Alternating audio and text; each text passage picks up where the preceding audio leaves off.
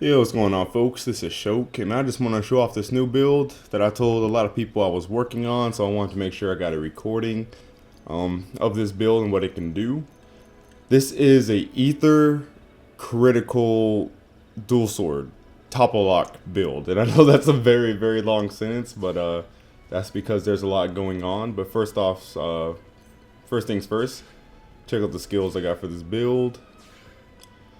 Of course, got fast forward, so that way the cooldown is a little faster with my melee arts. I primarily have melee arts. Actually, there's only one range art in this build, so this is pretty much a necessity.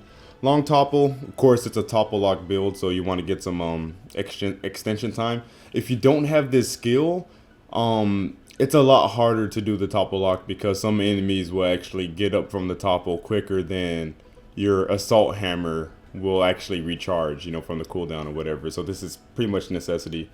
Reduces enemies topple resistance by 30%. Of course, you have to have that on there as well. Core Crusher, because this is ether based. And then here's the critical part of the build. Boosts critical chance by 100% when attacking enemies with blaze. When attacking enemies inflicted with blaze. So that all goes in with, of course, Stream Edge, 100 shells. These are here purely, for damage or whatever. I have Side Slash in here because Side Slash, while it's not like the strongest thing by itself, if you look at the secondary cooldown and tertiary cooldown bonuses, immediate use. So you can pretty much spam this 3 times in a row. And it does decent damage, but most importantly, due to your arts gain TP augments that you should have. I don't know why you don't have those augments if you don't. It's a really easy, quick way to just gain some quick TP. And 7th Edge. So you notice I don't have Backslash or Shadow Strike. That's because those moves are actually weaker than any of these. And these are pretty much the 4 moves you're going to be using to stack on damage. Not to mention with 7th Edge and Side Slash, you don't have to really worry about being behind somebody, so that's more convenient. We got Killing Machine, boost melee accuracy, boost melee attack, boost potential. So pretty much boost your melee arts by a huge factor, especially the TP ones. Then of course we have Assault Hammer. This is our topple move. And then we have Quick Cannon. Now Quick Cannon, as you guys see over there, it inflicts Blaze 5 and it lasts for 15 seconds. So I use the Assault Hammer to topple, and then I Quick Cannon them to put the Blaze on. And then if you guys remember the last skill that I showed you guys, it increases my critical rate by 100% on blazed enemies. So once I hit somebody with a quick cannon, I pretty much have. I actually don't know how the criticals work in this game yet. I don't know if 100% chance means, oh, you have a 100% chance, or oh, it boosts your current chance by 100%. So your natural chance can be 25, and if I boost it by 100, then I have a 50 chance. I have no idea. But yeah, fixed blaze, and then upper hand grants critical power. If you guys don't know, critical power pretty much doubles the attack of your criticals. So quick cannon to blaze, then the heat seeker skill kicks in, 100% chance to critical, and then my criticals do twice as much damage. So this is the critical ether build. Lastly, let me show you guys my ground gear. See right here, I got some Ultra Nubilan Sclepetum, these freaking words. These aren't actually weapons I farmed for. These are actually weapons I just realized that I had when I was farming for other builds and other classes, whatever. But they work pretty well together. As you can see with my assault rifle here, of course it's ether based.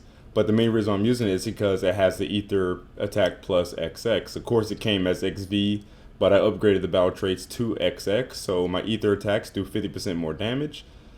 So that pretty much frees up a skill slot, because normally people would put the ether boost skill, but I pretty much have that skill on this gun now thanks to the ether attack plus.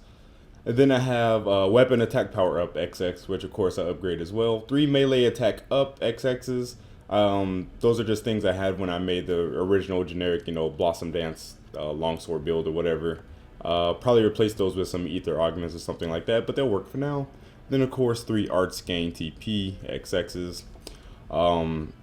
Potential up headgear, max TP up, resistance reducer. The reflect stuff you see right there is for my reflect build whenever I feel like playing my javelin sniper build that I have. Resistance reducer, extend overdrive, and max TP up XX on that one. Then potential up. I actually need to find a better right armor for this build specifically. And then lastly, the legs with the resistance reducer, max TP up, and potential up XX as the augment. The resistance reducers are of course for the topple, so your toppling works better. So that was kind of a long explanation, so let's go ahead and see what this build can do. What's this thing's name? Where's my skill? My skill's over there. Lucille. Let's go over here. Isn't Lucille like the female like version of like Lucifer? I don't know. But no, it's not spelled like that. Yeah. All right. No, of course it locks onto the wrong thing. Lock onto the freaking. I got this giant thing in front of me. It wants to lock onto these freaking mice-looking mother. Okay, here we go. I'm sorry. Okay, so let's enter overdrive. Let's topple. Get the blaze.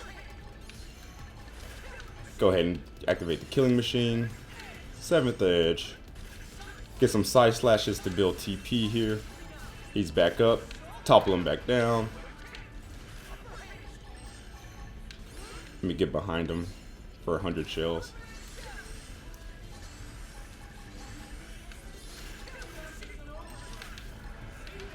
Quick cannon. And then Extreme Edge does more damage after you do a ranged attack. So that's a good thing to use after quick cannon. 100 shells. Get back down. And that's what this build can do. Pretty dang solid. No Ghostwalker cheese, you know, no generic Ether Blossom Dance. This is actually the first dual sword build I have ever seen. I'm pretty sure there's some Japanese guys who have done it, but as far as the English players go, I have not seen any dual sword builds, let alone critical builds. So pretty unique. This is pretty much going to be my main build because it's the most fun. It's the one I find most fun. So yeah, thanks for watching, guys. If you have any questions regarding this build or other builds, if you guys haven't seen my Javelin and Sniper one, I will link that one in the description. But that's pretty much it, and I'll see you guys later.